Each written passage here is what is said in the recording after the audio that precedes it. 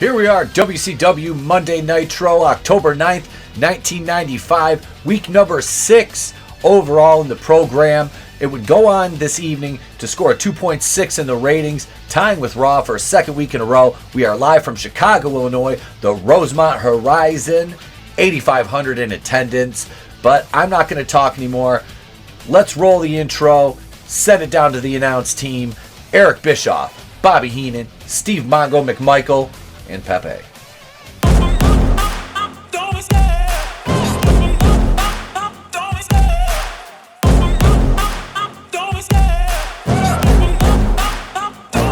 The beautiful skyline of Chicago, Illinois, inside the Rosemont Horizon. Like I said, 8,500 in attendance. Nitro kicks off. The Pyros. We go to the announce table and we see that they are wearing custom Chicago Bears jerseys. And this scene is great as they all have their backs turned to the camera, kind of talking away from the hard cam. And, you know, they turn around. Mongo picks up Bischoff, just turns him around and sets him down. The look on Bischoff's face when Mongo picked him up like a small child was priceless. Bobby the Brain with the question mark on his. Brain tells the other announcers that Giant's banned from the building. He's not allowed in that evening. And we're going to hear from Hulk Hogan later on. Sting joins the announce team, says he's going to handle the problems between Lex Luger, Macho Man Randy Savage, and he cuts his promo, gets ready to go down to the ring for our opening contest. Here we go. So here we are making our way to the ring for our opening contest. Sting we know is in action. The Shark makes his way down to the ring wearing some horrible ring gear. I mean, this Shark gear looks like indie stuff. The gimmick is bad. I actually felt kind of bad for John Tenta, and they announce him as being from the Tsunami. What the hell does that even mean?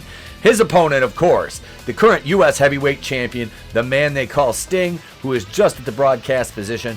We get Sting making his entrance, and he is a long-time fan favorite in WCW, dating back to the pre-WCW days of NWA. Sting, always a fan favorite. The U.S. champion, referee Nick Patrick. Let's get this contest underway. Shark doesn't waste any time, attacks Sting during his entrance. Then he takes the belt as Sting dropped it, says, I'm the new champion, I'm going to win. And Shark goes on the offensive right off the bat. You see the Shark attack across his big fat ass. Big chops, works Sting, big guy offense, picks Sting up with ease. A little running power slam, not little, but big running power slam by the Shark. More big man offense. Comes down with that elbow drop and then hits the ropes. Big leg drop. Says Hulk, look, I can do it too. 2 count, no. Gets Sting into the corner. Couple punches. Sting reverses off the Irish whip. Splash into Shark. 2 splashes. Puts him over the ring post. Shark selling the head injury. And he does a really good job of selling it. Sting kind of waiting up there on the corner for him to feed in for this, which would be the finish of the match. High cross body by Sting. 1, 2, 3. Nick Patrick makes the count. Sting, your winner, and still U.S. heavyweight champion. I love the look on Nick Patrick's face as Shark attacks Sting as he's leaving the ring. Little quick match recap. Splash. High cross body. Still U.S. heavyweight champion. Flashback to last week with Hulk Hogan out with his manager, Jimmy, the mouth of the South Heart, talking about what he's going to do to the big stinky giant with Mean Gene Okerlund, of course, the hardest working man in wrestling. Hulkster gets out to shake hands, kiss babies, goes around the front row, and as he comes to a group of fans, as you'll see here, he's assaulted by an old woman, which we now know as Kevin Sullivan, as help, he's fallen, he can't get up, beats Hulk down with the cane. Out comes Zodiac and the Giant. Giant gets Hogan in that, neck break hold that he executed at Fall Brawl. Does the same thing again, snaps Hogan's neck. He's killed him twice. And then the old lady shaves Hulk Hogan's mustache. Oh no, looking right here. Look at what that looks like. Coming up next, Mr. JL versus Sabu. Yay. All right, so we got a promo for, of course, Halloween Havoc from Detroit. That's coming up in a couple weeks. We've got the man versus man, machine versus machine. But right now we've got, here comes Sabu to the ring for a match against Mr. JL, Jerry Lynn. Jerry Lynn arrived to WCW with no promo, no lead up. He had wrestled in Japan and Mexico. He was signed by WCW for the growing cruiserweight division. And this is a great match, but him debuting with no fanfare is a bad sign for him in WCW. This is a really fun match. A lot of crazy moves featured in this one. Of course, we get Sabu being Sabu, springboard leg drop off the ropes into a rest hold here on Jerry Lynn. And this was one of the few rest holds, as we see this nice Irish whip spot into a back elbow. Another Irish whip spot here by Jerry Lynn. Yeah, the action was fast and furious in this match. Sabu eats shit to the outside after a Irish whip kick from Lynn, leads him outside. Here comes a suicide dive by Lynn. Sabu eats the guardrail. They're down on the floor. I like these high-flying matches in either the 1 or 2 spot on the card because you're building up your crowd towards your semi-main and main event. In this case, we have 4 matches tonight on Nitro. So Sting and the Shark, even though it's not an ideal match, if you really look at it, it's a great way to build up to your second match. Because you've got, the big monster versus, your fan favorite.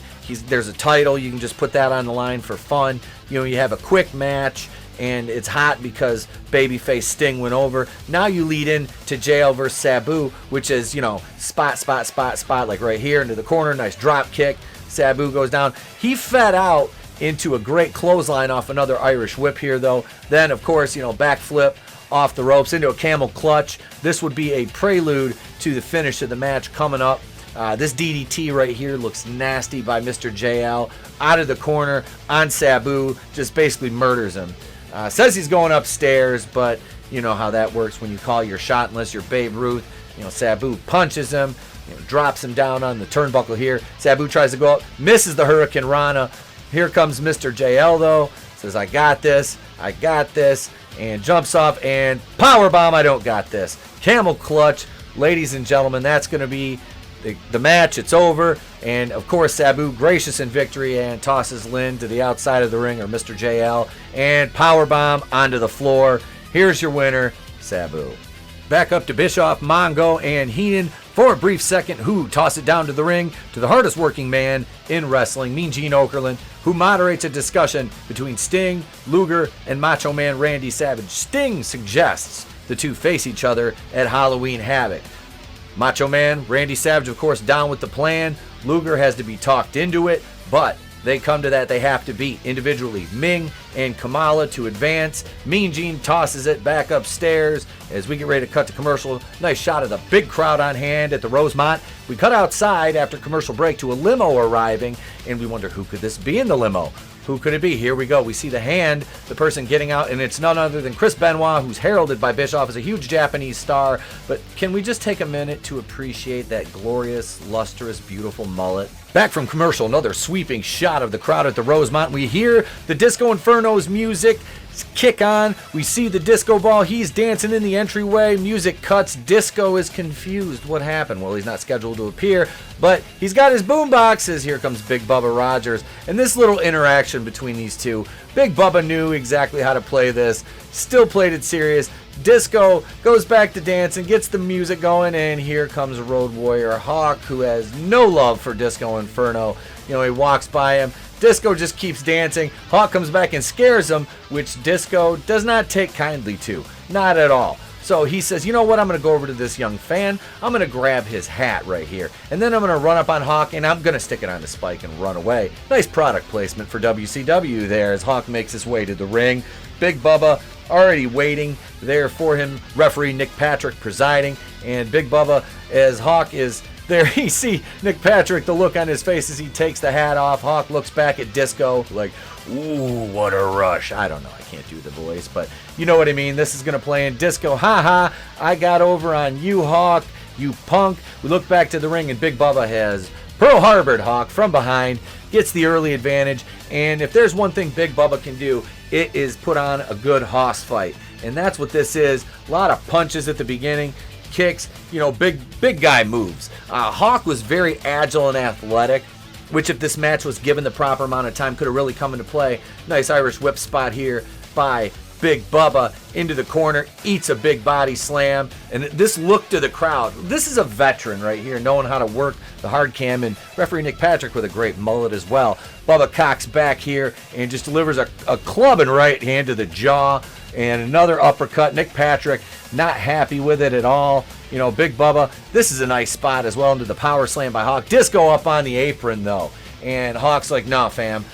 He goes over and starts ripping the shirt of Disco, that lovely, you know, silk butterfly shirt, and rips the back of it off and decides to give chase as Disco makes his way back to the entryway here. Hawk gives chase, follows in, chases him up, big clothesline to the back, decides to beat him down a little bit, shots to the guardrail on both sides, you know, takes him around the world. Here's another one. You can just see the size. Disco was not a small guy, but Hawk just a beast, you know, bouncing Disco's head off. And we look back to the ring, Nick Patrick administering the 10 count, and Hawk realizes it, and Big Bubba, it's too late at that point. Big Bubba's won by count out. Hawk runs back.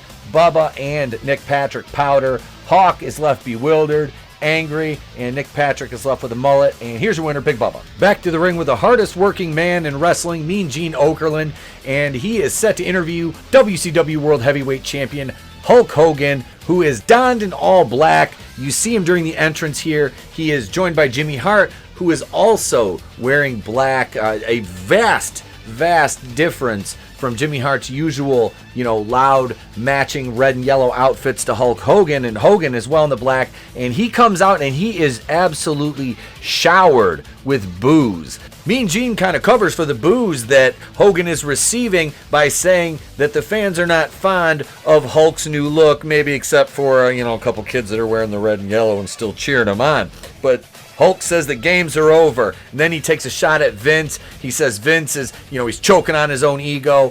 Hulk tells Mean Gene he wants to face the Giant immediately. And he likens the shaving of his mustache to somebody, you know, it's tantamount to somebody desecrating the American flag. And if that's not crazy enough, when he promises to use the Hulk Hogan powers of immortality after beating the Giant at Halloween Havoc coming up, he says he's going to go to heaven and beat Gorgeous George too. But the camera goes outside. Look at how happy Zodiac is riding the monster truck with the Giant as they arrive. Chicago police follow him in. They're blocking the way. WCW Chief of Security Doug Dillinger's there. Hulk Hogan, of course, we go to his reaction to this on the screen, and he is not happy to see this. Of course, the Giant taunting him from the monster truck, and then Hogan and Jimmy Hart, they take off. Halloween Havoc promo, man versus man, machine versus machine. That's coming up October 29th on pay-per-view. Call your cable provider. Little build up for the main event with the shot of the pyros, and of course the cage suspended above the ring that Arn Anderson will meet Ric Flair in after the break. We come back, Bobby, Eric, and Mongo at the table, and of course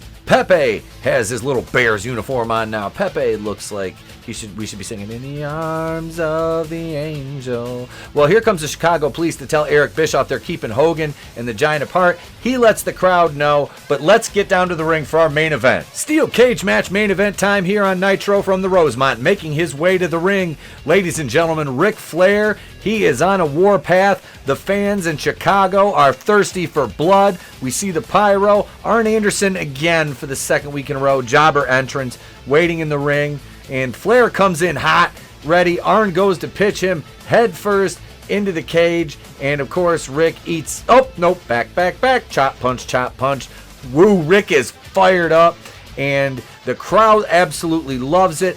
That stiff right to the jaw. Irish whip spot into the corner by Arn. You know what's coming up. Flair feeds. Big back body drop spot. Arn ready to give Rick an up close and personal introduction to his old friend, Mr. Steel Cage. There he goes head first. No blood. Arn starts laying in the kicks. You know, vintage Arn Anderson type offense here. Here goes an Irish whip spot after a reversal by Ric Flair. But that goes right into the spine buster by Double A. No pinfall. The two battle up to the side of the cage. Arn gets knocked off. We go back. Rick grinding Arn's face into that cage. Still no blood. Another stiff right to the jaw by Rick as he works Arn in between the ropes and the cage. Not a very sturdy cage, but Arn, here we go. Rick, you're going face first into the cage. Yet again, eats it, falls down. Big stalling vertical suplex by Ric Flair down into the double down. And Pillman makes his way out to the cage as we see him scaling the wall on the outside here. Flair dumps Pillman to the outside. He jumps, double axe handle to Arn Anderson, puts him on his back. Ladies and gentlemen, Ric Flair goes for that figure 4 leg lock. He's got it, and no, he doesn't. Gets punched in the head. Arn pulled something out of his tights, covers him. 1, 2, 3. Here's your winner, Arn Anderson, in what was a hurried, rushed cage match. We look there. He's got the knuckle covers, you know, the faux brass knuckles. Busts Flair right in the head with him, drops him, pinfall. Pillman comes out, signaling the 3 count, and that was it, ladies and gentlemen. Back upstairs to Mongo, Eric, and Bobby, and Ric Flair comes in, challenges Pillman and Anderson to a handicap match next week. This would, of course, lead into that arc where Sting and Flair teamed up to face Arn and Pillman, which would eventually lead to Rick, Arn, and Pillman double-crossing Sting yet again. So there you have it. Next week, Flair versus Anderson and Pillman in a handicap match. Also, Johnny B. Bad versus Diamond Dallas Page. Chris Benoit will make his debut versus Eddie Guerrero, 2 big stars eventually. And Hacksaw Jim Duggan versus Kamala, plus that handicap match. All next week on WCW Monday Nitro.